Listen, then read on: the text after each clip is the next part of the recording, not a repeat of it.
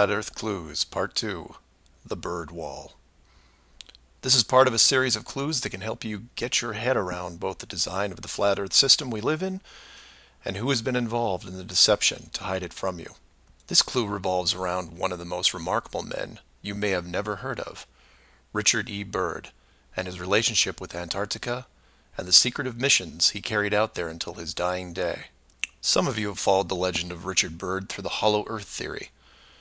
We aren't going to be covering any Hollow Earth in this video, but instead focus on the man and his involvement with the South Pole. The Reader's Digest version of Richard Byrd is as follows. Born in 1888, he became an American naval officer who specialized in feats of exploration. He was a pioneering American aviator, Medal of Honor winner, polar explorer, aircraft navigator, expedition leader in the worst environments in the world, and the youngest admiral in the history of the Navy. In addition, his list of awards takes up several pages in Wikipedia, including 3 ticker tape parades in his honor. In short, he was Indiana Jones on steroids. Some people will say that Roy Chapman Andrews was the real Indiana Jones, and you might be right. But Richard Byrd beat Indy 6 days a week and twice on Sunday. I mention all his accolades to paint a picture of credibility and trust. The governments of the United States and the world trusted his judgment and leadership, and took advantage of every chance they had to put him in charge of special missions. The first large-scale mission was an expedition to Antarctica in 1928. This was noteworthy because even though he had just flown over the North Pole in 1926, all expeditions from 1928 on were focused on the South. The expedition lasted 2 years, and during it, at the age of 41, he was promoted to admiral. His second Antarctic expedition ran from 1933 to 1935, and his third from 39 to 40. While in Antarctica, he was also an advisor for other countries who had their own expeditions, including England, France, Germany, and building off previous countries' expeditions from Belgium, Japan, and Sweden. He then helped lead U.S. Navy fleet operations in World War II, was present during the Japanese surrender in 1945, but then something strange happened. He went back to Antarctica. Now, some of you aren't surprised because he'd been there since 1928, and I agree with you. It's the how that's interesting here. His fourth trip to Antarctica wasn't an expedition. It was a military operation called Operation Highjump. Commanding an entire aircraft carrier group that included 13 support ships, Admiral Byrd led 4,700 men to the South Pole, for reasons that are still shrouded to this day. Some say they were chasing the remaining Nazi fleet, even though Germany had surrendered a full year earlier. Others say there was a Nazi base established in Antarctica during the war, when Admiral Byrd was absent. None of these theories are important for this video. What we do know is that the U.S. had sent an excessively large military force to the ice, all under the guise of peaceful intentions. During this operation, Admiral Byrd told a Chile newspaper this: "The most important result of his observations and discoveries is the potential effect that they have in relation to the security of the United States. The fantastic speed in which the world is shrinking," recalled the Admiral, "is one of the most important lessons learned during his recent Antarctic exploration. I have to warn my compatriots that the time has ended when we were able to take refuge in our own isolation and rely on the certainty that the distances, the oceans, and the poles were a guarantee of safety." After the operation, Admiral Byrd toured the States and gave interviews, the most interesting of which is a national television show in 1954 called the Longines Chronoscope. A horrible name, but a decent show. I've added a segment of it at the end of this video and linked it in the description. During this television interview, he first spoke of an area beyond the South Pole as large as the United States, which no one had set foot on yet. He then went on to say that there would probably be expeditions year after year because the U.S. government had really become interested. The interviewers then probed as to why the interest in the South, when any perceived military threat from Russia, keep in mind this was 1954, would be from the North. He went on to say that it was the most valuable and important place in the world for science. It involved the future of the nation, an untouched reservoir of untapped resources, including coal, oil, minerals, and uranium. He added that at the time of the interview, there were 7 nations currently engaged in Antarctica, including Russia, Australia, Argentina, Chile, and New Zealand. During the interview, the Admiral talked about planning the next military mission to Antarctica. It was called Operation Deep Freeze and ran from 1955 to 1956. The mission was completed, and he supposedly returned home. Now this is where you come in and say, so what? And normally I'd agree with you, except for what happened next. Nothing happened next. The missions just suddenly stopped, and that was it. No other expeditions, military or otherwise, were conducted on the continent, ever. Then a treaty was put in place banning any country from doing basically anything. The end. And if you're wondering what you're missing, it's this.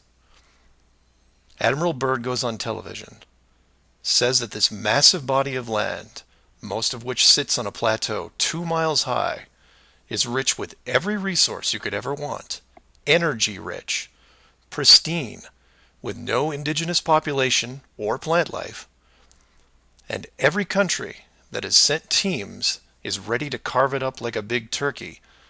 Not to mention, there's an expanse of land larger than the United States they haven't even looked at yet. And out of the blue, everyone just calls the whole thing off? There are no environmentalists in 1959. This is land of diner food and 20-cent gas. I'm calling total BS on this one. The dollar value of the initial resources find would have fueled armies of greedy companies. So what happened? They found the edge, that's what. And the last thing they were going to do was let unsupervised companies near it, regardless of the money. Even if it was hundreds of miles away, you couldn't allow resource corporations even into a safe area, and then years down the road as they expanded, tell them, oh, sorry, you can't go beyond this point. When the companies would ask why, what would you tell them? And now the interior of Antarctica is off limits, with no revisions until the year 2041. You can take tours of the outer islands, but there is a hidden line, enforced by the military, that you will not be able to cross. Because the interior is actually the exterior edge. It's there, it's hidden, and it's protected. The Earth you live on is flat. So do some of your own research and ask questions. Please feel free to email me at msargent23@comcast.net or 303-494-6631. Our very distinguished guest for this evening is Admiral Richard E. Byrd. The North Pole used to be a no man's land, but these are the days when, by buying a ticket on a commercial airliner, you can fly across the North Pole and drink a cocktail at the same time. Yet only 60 or more years ago, about 35 years ago, our guest tonight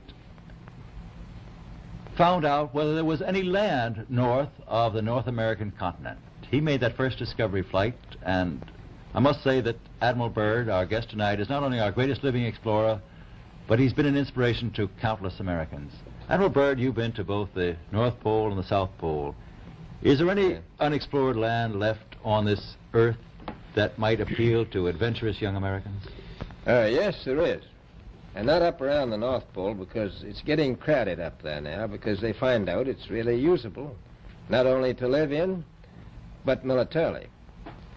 But strangely enough, there's left in the world today an area as big as the United States that's never been seen by a human being. And that's beyond the pole on the other side of the South Pole from Middle America. And I think it's quite astonishing that there should be an area as big as that unexplored. That's a tremendous So challenge. there's a lot of adventure left down at the bottom of the world. Admiral, an expedition to which I believe you're the advisor is now en route. What is that expedition doing? Well, that's the icebreaker Etka.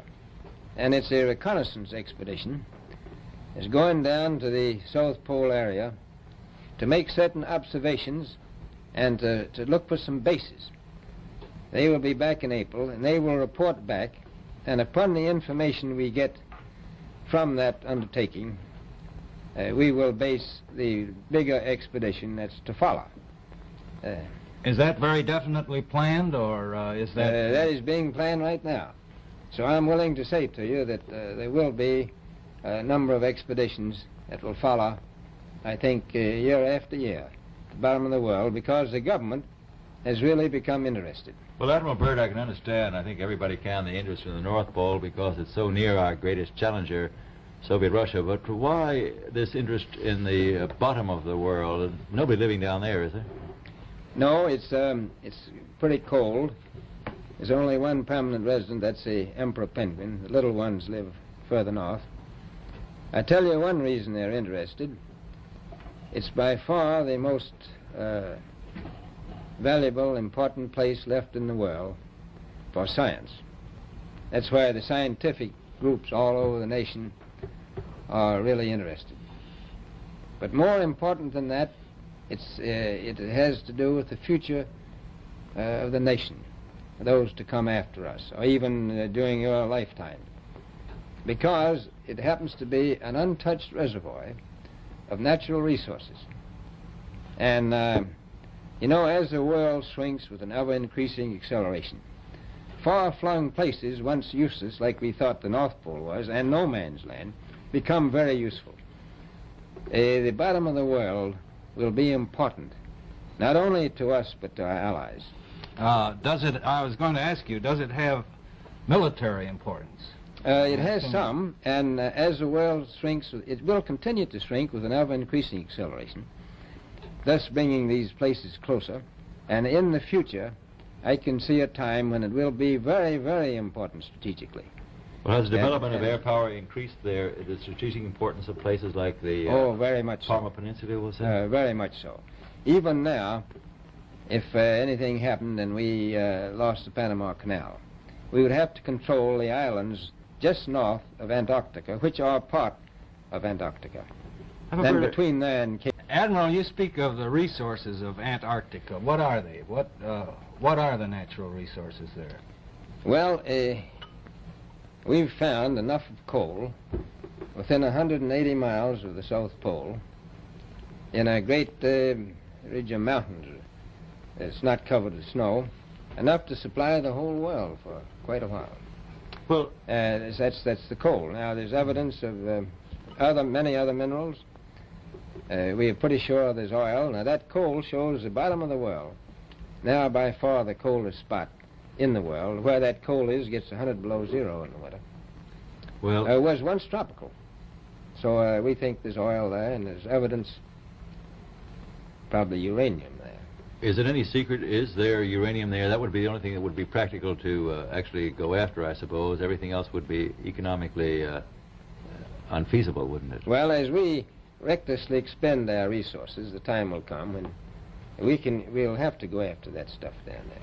Well, you know, I avoided what you said about uranium. I'm not sure about that. I don't want to have the world fight over the Antarctica. Admiral, is there a competition among other nations to try to get information about Antarctica and possibly to secure some of these resources? Well, yes. There are now 7 nations very much interested. Russia is interested tremendously. That I'm sure of. Australia has an expedition down there. The Argentine, the Chile, New Zealand, Britain, and so on. Now, you can understand those people down there being interested because they live down there, the New Zealanders, the Argentinians, the Chileans, and the Australians. And so we don't do much about claiming anything. Admiral, you make this sound a little crowded. Are there that many expeditions now there or en route there? Well, you know, as I said, it's the most peaceful place in the world, but I don't think it will be for long because of this intense interest on the part of other nations and this nation.